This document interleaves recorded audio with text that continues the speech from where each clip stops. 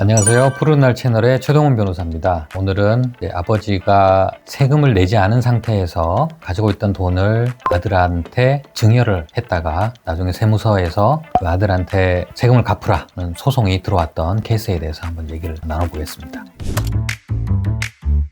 아버님이 이제 돌아가시기 전에 공장을 꽤 크게 운영을 하시다가 자금 조달에 좀 어려움을 겪었고, 공장도 좀 규모도 줄이고 인력도 정비하고 노력은 했지만 사업이 파산해야 되는 그런 상황으로 기울어졌고요. 빚이 여러 군데 있었는데 아버님이 최선을 다해서 이제 그 빚을 갚으려고 노력은 하셨어요. 다른 사람한테 피해를 주지 않기 위해서. 사업 빚은 대부분 다 정리를 하셨는데 그 과정에서 이제 살고 있던 집도 막 경매로 막 넘어가고 이런 어려움을 겪었죠. 그러다 보니까 이제 아버님이 하나 남은 아들한테 조금이나마 이제 재산을 물려주고 싶다, 이런 생각이 들었어요. 이제 어머님은 오래전에 돌아가셨고 아버지와 그 외동 아들 같이 사업하면서 서로 도우면서 힘들게 살아왔기 때문에 아버지 입장에서는 이 아들이 돈을 조금이라도 가지고 그걸 미천으로 해서 다른 사업을 좀 했으면 좋겠다, 그런 생각에서 재산을 좀 남겨주려고 이제 생각을 한 거죠. 그런데 재산이라고는 집도 없고 뭐 예금도 없고 남아있는 거라고는 이제 임야가 하나가 있었어요. 이제 선산으로 이제 쓰던 임야인데 시골에 있던 임야를 이제 급히 처분을 이제 하신 거예요. 금매로 이제 매각을 해서 대금을 이제 받아서 그 돈을 아들한테 증여를 한 거예요. 그리고 이제 얼마 뒤에 이제 아버님한테 세무서에서 선산 매각한 부분에 대한 양도소득세를 납부하라는 이제 통지가 왔고요. 그게 이제 꽤 됐어요. 하지만 아버지는 작정하고 그걸 내지 않았어요.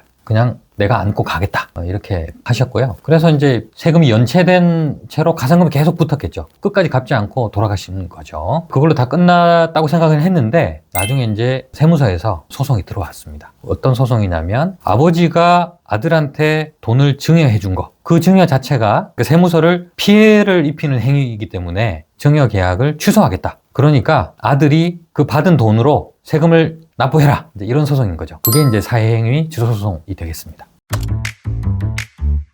이게 말이 좀 어려운데요. 사회행위 취소소송, 쉽게 말하면 채권자들한테 어떤 피해를 주는 행위이기 때문에 그걸 취소하겠다, 그런 소송이거든요. 그래서 채권자 취소소송이라고 부르기도 합니다. 그럼 사회행위가 뭐냐, 이제 채무자가 빚을 갚아야 되는데 그 빚을 갚지는 않고 갖고 있던 재산을 다른 데다가 써버리는 거예요. 그러면 누가 피해를 보겠어요? 채권자가 피해를 보거든요. 그 재산을 채권자한테 변제하지 않고 다른 데 처분하는 거, 그게 사회행위다. 누구한테? 채권자한테 사회행위다. 채권자에게 피해를 주는 행위이기 때문에 그게 이제 사회행위 취소소송이고요. 그럼 취소가 되면 어떻게 되느냐? 원상복구가 되는 거예요. 처분했던 게 없어지고 재산이 채무자의 책임재산으로 그냥 들어옵니다. 그렇게 되면 그 재산을 채권자가 다시 가져가겠죠. 원래 이제 채권자 입장에서는 채무자한테 돈을 빌려줄 수도 있고 그런 식으로 돈 거래를 할 텐데, 채무자가 돈이 있기 때문에 그 돈을 고려해서 돈을 빌려주는 거잖아요. 그걸 담보라고 생각을 해서 돈을 빌려주는데 채무자가 그걸 홀랑 다른 데 처분해버리면 채권자는 약간 뒤통수 맞은 거죠. 그래서 이제 그런 뒤통수 치는 행동은 하지 말아라, 그건 취소시키겠다 하는 게 이제 사회행위 취소소송이 되겠습니다.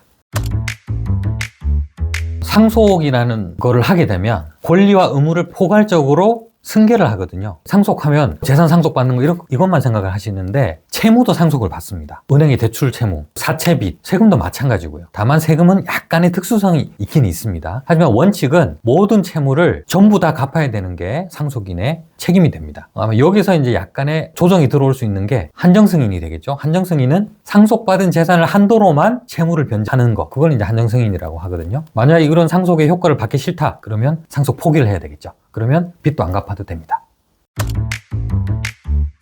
원칙적으로는 아들이 상속을 포기하면 상속인이 아니고 채무는 변제할 필요가 없죠. 하지만 이제 국세기본법에서는 세무에 대해서는 조금 다른 얘기를 써놨어요. 상속인이 상속받은 재산 한도로만 세금을 납부할 책임이 있다, 이렇게 규정을 해놨거든요. 그래서 상속받은 재산이 있다면 세금을 납부할 책임까지도 생기는 건데, 다만 상속받은 게 없죠, 상속 포기를 하면. 그래서 결과적으로는 세금도 변제할 필요가 없는 거예요.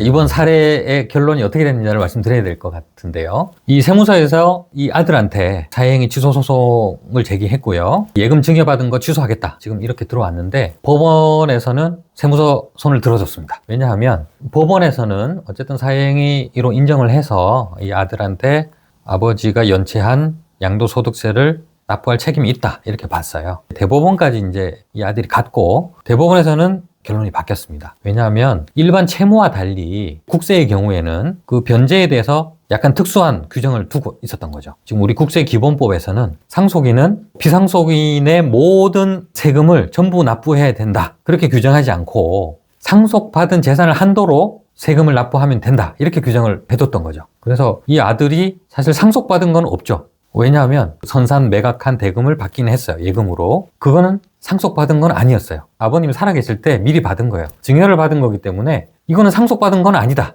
상속으로 받은 건 없기 때문에 그걸 한도로 세금 납부할 책임은 있지만 상속받은 재산이 없기 때문에 결국 세금은 내지 않아도 된다. 이렇게 본 거죠. 일반적인 상속인이 채무를 모두 변제해야 되는 그런 책임이 있는 경우하고는 달라지게 된 거죠. 사실상 결과를 놓고 보면 한정승인을 한 거나 마찬가지 결과가 된 거예요. 한정승인도 아까 말씀드렸듯이 상속받은 재산 한도로만 채무를 변제할 책임이 있다고 말씀드렸잖아요. 지금 국세기본법에도 국세의 경우는 이제 그렇게 하도록 규정이 되어 있거든요. 이 부분은 이제 조금 문제가 있을 수 있어요. 탈세의 측면에서 이걸 이제 악용할 소지가 있어 보이긴 하는데 지금 이번 사례에서는 부친이 남긴 양도소득세를 변제하지 않아도 되는 그런 결과를 가져가게 되었습니다. 세금 문제로 상속과 관련해서 문제가 있다거나 고민을 겪으시는 분들은 미리 포기하지 마시고 세금 법제에서 어떻게 규정하고 있는지 이런 것들을 이제 전문가 상담을 통해서 한번 잘 확인해 보시면 좋을 것 같습니다. 오늘은 아버님이 남긴 세금을 아들이 대신 변제해야 되느냐 그 문제에 대해서 한번 논의를 해봤는데요. 비슷한 사례로 고민하고 계신 분들에게 조금이나마 도움이 되셨으면 좋겠습니다. 감사합니다.